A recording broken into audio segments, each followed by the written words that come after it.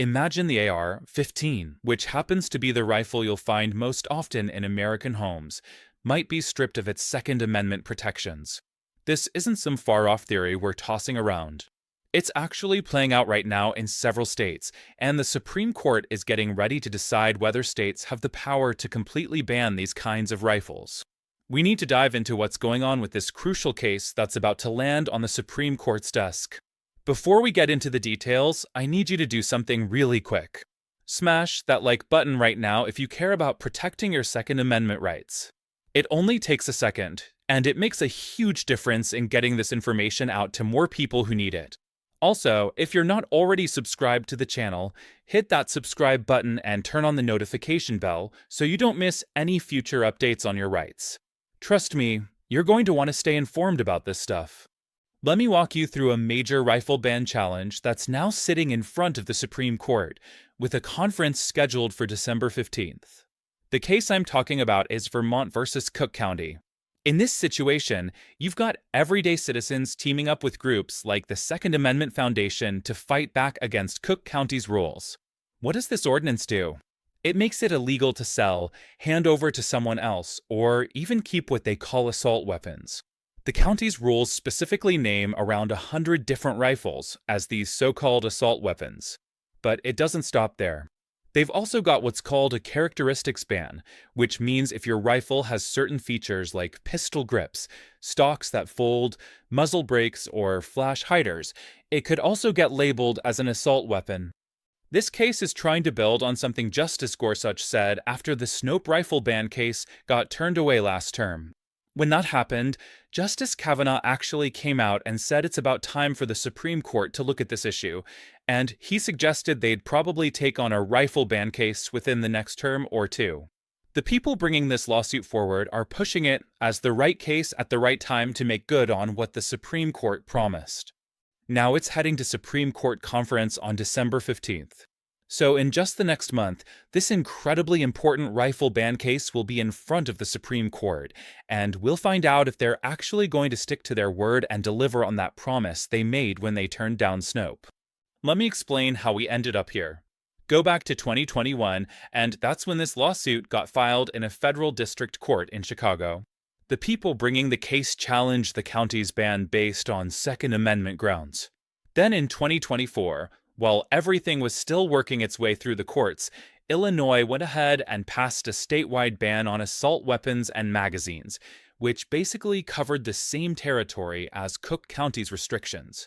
Right around that same time, the Seventh Circuit made a decision in a case called Bias versus Naperville, where they sided with Illinois' law.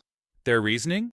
They claimed that AR-15s were too militaristic, that these are military arms and therefore shouldn't be protected. They made the argument that certain firearms useful in military service could be outright banned or potentially limited by the government. The district court had its hands tied by what the Seventh Circuit ruled in this case and what happened in Bias, so they had to make a ruling that upheld the Cook County rifle ban. The district court issued what's called a summary judgment in favor of Cook County. Then in 2025, right after the Snope petition got denied and right after the Supreme Court kicked that case down the road, the Seventh Circuit looked at this Cook County challenge on review and ultimately backed up what the lower court had said. They leaned really heavily on that Bias ruling, basically treating AR-15s as civilian versions of the M16 and deciding that they're too militaristic and therefore don't fall under Second Amendment protections. But now the people challenging this are asking the United States Supreme Court to step in and settle this conflict. They want the Supreme Court to make a final declaration about whether Americans have a constitutional right to own, possess, and use these semi-automatic rifles like AR-15s, AK-47s, and similar rifles that states are banning. The petition makes the argument that the circuit courts are divided and really mixed up about how to apply the Heller decision, and also the newer Bruen ruling. In their petition to the Supreme Court, they bring in surveys, production numbers, and sales data to demonstrate that tens of millions of AR-15s are currently out there in circulation and owned by Americans who follow the law.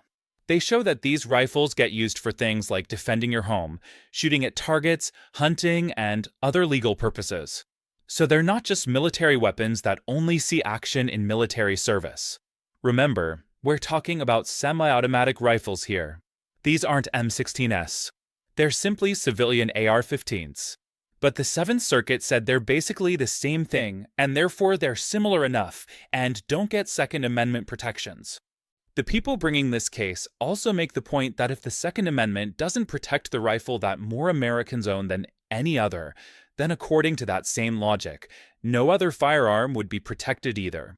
They point out that Cook County and the Seventh Circuit are relying on the idea that AR-15s are military firearms.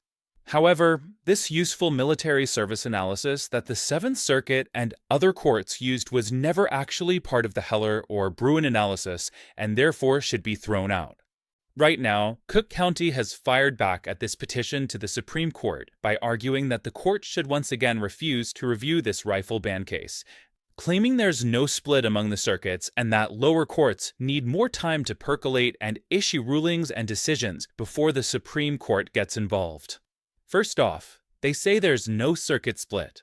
As I mentioned, they claim that every federal court of appeals that has looked at this issue and considered assault weapon bans, including the First Circuit, Second Circuit, Fourth Circuit, and Seventh Circuit, have all upheld them under Bruen. Because of that, and they say because there's agreement among the circuit courts, there's no need for Supreme Court review since there's no circuit split. Second, they claim this is a bad case and a poor vehicle for Supreme Court review. They've accused the petitioners of making some procedural mistakes, saying they skipped discovery and didn't submit admissible evidence to back up their claims, and therefore the Supreme Court should reject this case. Finally, Cook County argues that the lower courts got it right in this case and were correct when they reached their decision on the merits. They argue that these types of rifles like the AR-15s are dangerous and unusual, and that they're closely related to M16s, and therefore fall outside what the Second Amendment protects under Heller. Cook County also insists that our nation's history and tradition supports these types of restrictions on what they claim are militarized weapons. In short, they're saying this case has procedural defects, that it's legally settled in the circuit courts, and basically it's not the right case and the right vehicle for Supreme Court review because there were errors down below. So at its core, this is a case where the Supreme Court is being asked to finally do what we've been asking them to do for years, which is take up a state's ban on rifles and potentially other restrictions that have been put in place by various states. And hopefully the Supreme Court will strike those down and find that they violate the Second Amendment.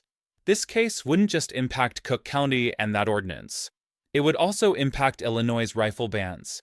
Other states like California, New York, New Jersey, Washington, Colorado, and all those other states that also have state rifle bans and restrictions on these types of rifles in place would be affected. And this would be a critical case to fulfill that promise the Supreme Court has made that they would address this type of issue in a term or two. A ruling from the Supreme Court would either validate those laws or strike them down nationwide once and for all. And that's why this case is so critical. Up to this point, the Supreme Court has avoided rifle and magazine bans like they're trying to dodge something contagious. However, we're going to know very soon whether Kavanaugh's promise that they would take this case up or this issue up in a term or two was actually factual or just another empty promise made by the Supreme Court. And we're going to find out very soon whether they're going to keep that promise or if they're going to try to avoid this issue once again and kick this case down the road. Because as I mentioned, on December 15th this case is going to Supreme Court conference, and usually maybe about a week after that or 2 weeks, or depending on if there's a bunch of releases soon after that. We find out whether the Supreme Court is going to review this case or not. So again, this is a critical case that we're going to be keeping our eyes on, and soon after that conference, we're going to find out what the Supreme Court decided to do. So as we get more information as it develops after conference, I'll keep you updated. This is a pivotal moment for Second Amendment rights and could reshape the landscape of gun ownership laws across the entire country. If you found this information valuable, do me a favor and hit that like button right now. It helps get this critical information in front of more gun owners who need to know about these changes. And if you haven't subscribed yet, make sure you subscribe to the channel and turn on notifications so you never miss an update on your rights. Share this video with every gun owner you know because this information is too important to keep to yourself. Thanks for watching, and I'll see you in the next one.